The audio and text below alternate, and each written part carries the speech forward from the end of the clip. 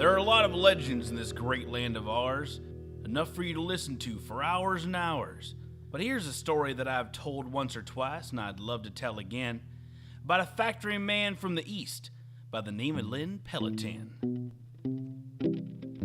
Now this tale takes place in a little western town that even the maps try to avoid, a little town by the name of Dry Gulch.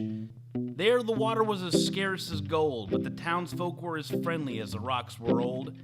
That is, everyone except Theodore Slim. A desperate man, both tall and grim, his taste for money and power had turned him to stealing and sent the people to cower. The last of their precious water guarded tight up in that tower. The townsfolk pleaded and begged with Theodore.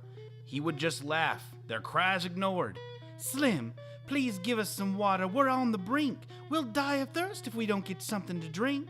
Slim just grinned through his thick mustache.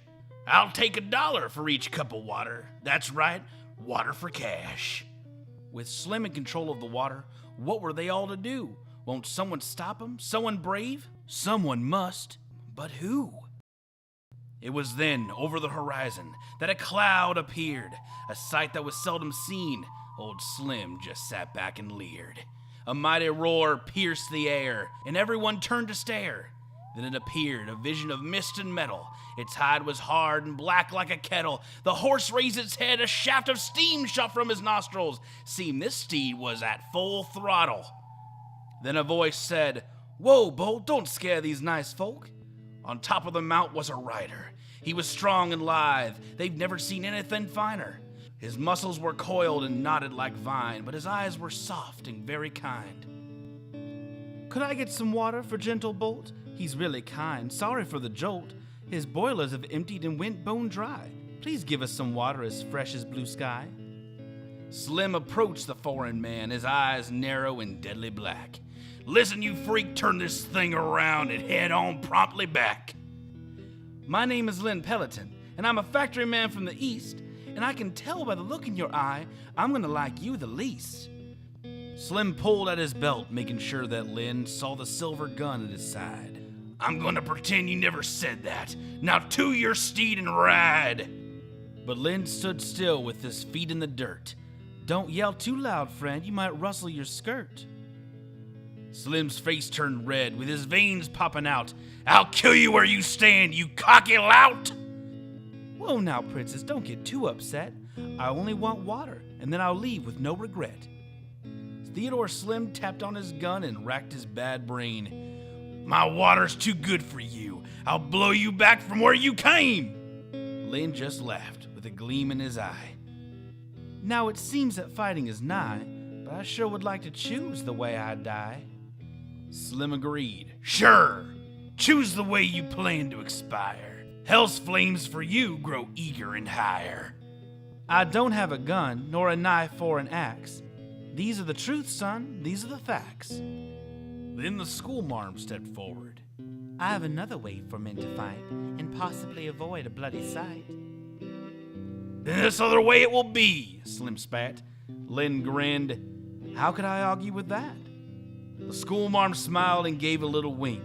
"Then tomorrow we will see if we finally get a cold drink." The next day a table was set, with Slim and Len ready for the marm's bet. "What the hell is this?" Slim said with a sinister hiss. Len brandished a fork as the marm set down bowls of hot tomato and pork. "It's the kind that tests whether a man's soul is iron or cork." Slim looked down at the noxious stew. "Is this the chili I've heard that's killed many a few?" "It is," the marm sternly said. "The same concoction that turned men dead." Slim twirled his fork and plunged right in. "I'll eat this deathly glop. Now, Iron Man from the East, dig in and don't you stop." Both began their feast, but only Slim seemed to sweat. Further into the beast, Slim longed for liquid refreshment. Len was not even red, nor a bead of sweat formed on his chiseled head. Len's gut was as hard as the iron he forged, enabling his body to gorge and gorge. With a last cry, Slim gave up. Lay down in the dirt and gave up his ghost, his days done of proudful boast. It was then that Len stood and bowed. "I'll take that water that I was not allowed." After Bolt's thirst was quenched, Len saddled the happy beast. "Thank you all so very much. Now it's time to head back east." When asked how he survived such a fire in his gut, this is all he said: "The West makes men, but the East makes men of iron. And that's why I ain't dead." So that's the story of Len Pellaton and the town of Dry Gulch. What, you don't believe me? Then go visit Slim's grave, where not even a worm will feast on him alone, and the fire is still burning in every inch of his bone.